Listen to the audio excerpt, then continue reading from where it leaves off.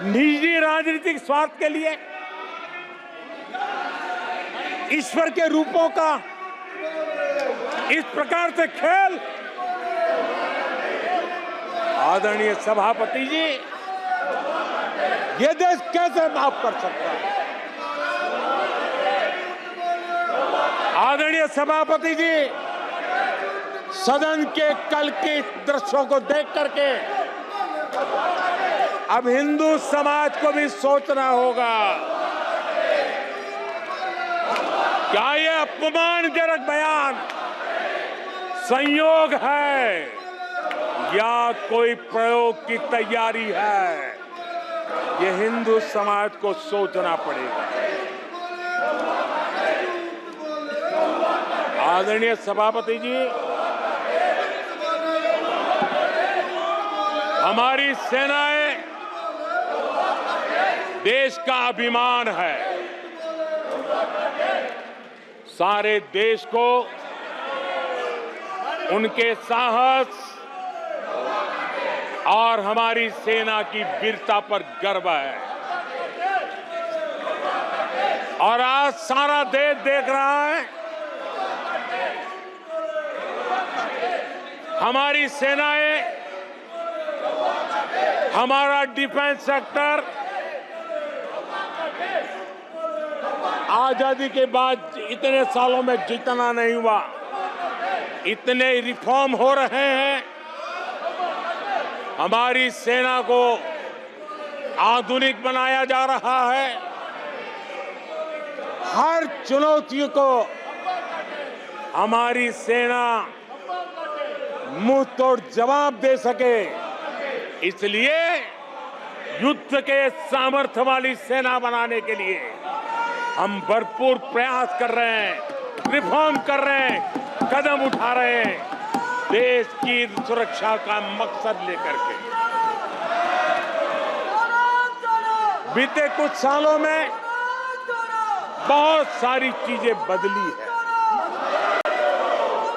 CDS का पद बनने के बाद इंटीग्रेशन और सशक्त हुआ है।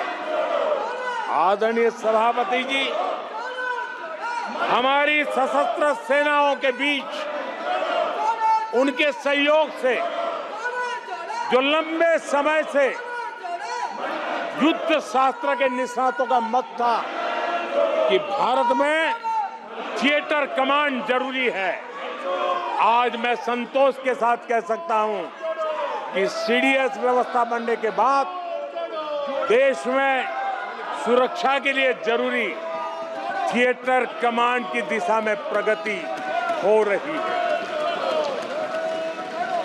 आदरणीय सभापति जी, आत्मनिर्भर भारत, उसमें हमारी सेना को आत्मनिर्भर बनाना, उसकी भी बहुत बड़ी महत्वपूर्ण भूमिका निभाई जा रही है। हमारी देश की सेना युवा होनी चाहिए। सेना दुश्मनों के दांत खट्टे करने के लिए होती है। हमें हमारे युवाओं पर भरोसा होना चाहिए।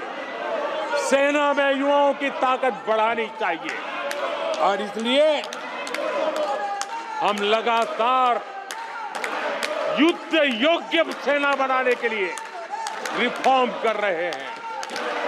समय पर रिफॉर्म न करने के कारण हमारी सेना का बहुत नुकसान हुआ है, लेकिन ये सार्वजनिक बातें कहने योग्य नहीं होने के कारण मैं मेरे मुंह को ताला लगा करके बैठा हूं। आदरणीय सभापति जी, देश की सुरक्षा एक गंभीर मसला होता है। आदरणीय सभापति जी, ऐसे रिफॉर्म्स का उद्देश्य किसी भी परिस्थिति में, अब युद्ध के रूप बदल रहे हैं, संसाधन बदल रहे हैं, शस्त्र बदल रहे हैं, टेक्निक बदल रही है, ऐसे में हमें हमारी सेनाओं को उसी चुनौतियों के अनुरूप तैयार करना ये बहुत बड़ी जिम्मेवारी होती है। जिसको निभाने के लिए